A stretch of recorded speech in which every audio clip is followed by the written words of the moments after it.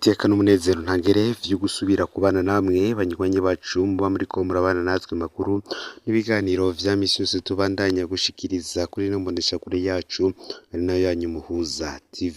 Uno mwaka tugiye kubagiza ko amakuru biriko biravugwa bigezweko muri kano kanya ngaha mu gihugu c'u Burundi, akaba ari amakuru tuza kugaruka kuri vyinshi bigiye bitandukanye, cane cane ariko kuri bamwe mu bantu bubashwe cane ngaha mu gihugu c'u Burundi ndetse bazwi n'abene gihugu cane, iyo baba mu gihugu c'u Burundi ndetse n'ababa hanze y'imbibe z'igihugu c'u Burundi. Tugiye muri ano makuru turaza kugaruka ku musenyeri akomeye cane arazwi mu gihugu c'u Burundi, arazwi mu karere ka Afurika y'ubuseruko, hanze y'igihugu harazwi ndetse no mu Butaliyano i Roma kwa Papa naho nuko. Uyu ni Musenyeri Simoni Ntamwana. Hari amakuru yazindutse yariko akwiragizwa cane ku mbuga ngurukana bumenyi avuga ko Musenyeri Simoni Ntamwana yahoze arongoye diyoseze nkuru ya Gitega yoba yitavye Imana. Hari vyinshi biriko biratangazwa. Uyu musenyeri arafise ingwara ikomeye cane, ariko hakaba hari amakuru yihuta cane ahejeje gushirwa habona n'ibiro bijejwe kumenyesha amakuru muri diyoseze nkuru ya Gitega, akaba ariyo tugiye kubabwira muri ano makuru. Vyonda subscribe canke sabone kugira ngo tuja ucikanwa n'amakuru tuba turiko tubashikiriza kandi yihuta agezweko. Muragabe ku makuru muriko muraronka ku buzima bwa Musenyeri Simoni Ntamwana. Nkuko nari mejeje kubabwira kuri uyu munsi igenekerezo ya 6 ukwezi kw'indwi umwaka w'2022 hazindutse harakwiragizwa ku mbuga ngurukana bumenyi zitandukanye ibihuha bivuga ko Musenyeri Simoni Ntamwana yahoze arongoye diyoseze nkuru ya Gitega yoba yitavye Imana. Amakuru adushikiriye muri kano kanya avuga ko iyo nkuru yazindutse irakwiragizwa atariyo na gato, ahubwo ko ari igihuha kidafise ifatiro. Amakuru yo kwizera avuye mu biro bijejwe kumenyesha amakuru muri diyoseze nkuru ya Gitega yo yemeza ko Musenyeri Simoni Ntamwana ariko aravurirwa mu bitaro biri i Nairobi ku mugwa mukuru w'igihugu ca Kenya. Nayo ku makuru avuga ko yoba yarengutse ibukama, Padiri Christian Manirabaruta ajejwe igisata kijejwe kumenyesha amakuru muri diyoseze nkuru ya Gitega amenyesha ko atari vyo, ahubwo ko ubuzima bw'uyo musenyeri bubandanya butera imbere. Aha rero aramenyesha ko n'ivyuma vyahora bimufasha guhema ubu bamaze kubimukurako kubera ashobora wenyene guhema ata nkomanzi. Twobibutsa ko amakuru muza kwemera ko ari ay'ukuri, akaba ari amakuru aza gushirwa habona n'ibiro bijejwe kumenyesha amakuru muri diyoseze nkuru ya Gitega. Kuri ubu rero murumvise yuko amagara yiwe atera aja imbere. Mu yandi makuru reka tuyabandarize ku nkuru iriko iravugwa cane, inkuru irabana n'ibitoro. Gabriel Rufyiri ati harageze ko inama nshingamateka yagurukira ikibazo c'ikena ry'igitoro. Akaba ari mu kiganiro yaremesheje kubamenyesha amakuru kuri uyu wa kane igenekerezo ya 6 mu kakaro uyu mwaka w'2023. Gabriel Rufyiri yarongoye ishirahamwe Orcom ryemeje kurwanya abarya ibiturire n'abasesagura ubutunzi bw'igihugu. Yasavye ko abashingamateka bova mu gacerere bagahagararira inyungu z'umwene gihugu mu gufasha gutorera umuti ikibazo c'ikena ry'ibitoro kimaze imisi cibonekeza. Ku bwa Gabriel Rufyiri ngo ntivyumvikana kubona gushika ubu atajwi ry'abashingamateka ririko rirumvikana kandi bategerezwa guhagararira inyungu z'umunyagihugu yabashize imbere ngo bamuserukire. Kubwiwe ngo n'imiburiburi abashingamateka bari bakwiye kuba barashizeho umurwi udasanzwe wigenga urimo abashingamateka mu mugambwe uri ku butegetsi n'abo mu mugambwe utavuga rumwe na leta, bakabaza abari muri leta impamvu amasoko yose y'ibitoro yahawe umuntu umwe. Ivyo rero ngo bituma ari uwo muntu wenyene ari we acahabwa amahera y'agaciro devise kandi asanzwe ari na make mu gihugu.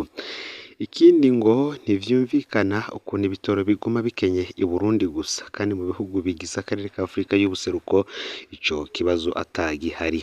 Akaba yatanze akarorero k'ukuntu abarundi benshi bakeneye ibitoro basigaye baja kubinywesha Uvira muri Repubulika Iharanira Intwaro Rusange ya Kongo, no mu bihugu bibanye nk'u Rwanda ndetse na Tanzania.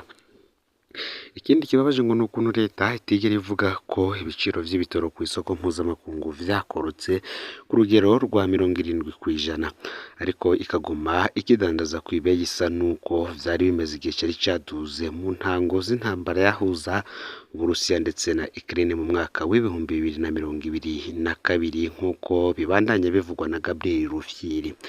Kubwa Rufyiri ngo ivyo vyose bikaba bituruka ku karwi k'abantu bake muri leta mu gisirikare no mu gipolisi babashaka kuronka inyungu z'umurengera ari uko babanje gukandamiza umunyagihugu muto muto. Rufyiri akabona ko ako karwi ariko kariko karakorera nabi umukuru w'igihugu kandi we yari afise intumbero nziza yo gushikana Burundi mu murwi w'ibihugu bitunze mu mwaka w'ibihumbi 2060. Tuve kuri Gabriel Rufyiri tubandaniza no makuru yacu kuri Faustin Ndikumana arongoye ishirahamwe Parsem. Faustin Ndikumana uti haracariho agahaze ku kibazo c'ahazova amahera leta izokoresha muri uyu mwaka w'ibihumbi 2023 umwaka w'ibihumbi 2024. Ni mu gihe kuri uyu wa gatatu w'indwi igenekerezo ya gatanu mu kakaro uyu mwaka w'ibihumbi 2023 ishirahamwe Parsem ryari riramutse ritunganya uruganda rwo gukangurira abarundi kuraba uko ubutunzi bw'igihugu bwifashe muri iki gihe Burundi bufise ihangiro ryo kuzoba igihugu cifashe mu mwaka w'ibihumbi 2040. Abahinga batandukanye babonye ko bigoye mu gihe hakiri agahaze kahazova amahera leta izokoresha muri uyu mwaka w'ibihumbi 2023 umwaka w'ibihumbi 2024. Ivyo babivuga bafatiye ku kuntu urugero rw'amadeni y'umurengera rwagumye ruduga kuva mu mwaka w'ibihumbi 2016, uburusho bwinshi butangwa ariko ntibugire ico bwungura ku iterambere ry'igihugu hamwe n'igihengeri c'amamiliyari idashika ku 1,600 bitazwi neza aho azoba muri uyu mwaka w'ibihumbi 2040 umwaka w'ibihumbi 2060.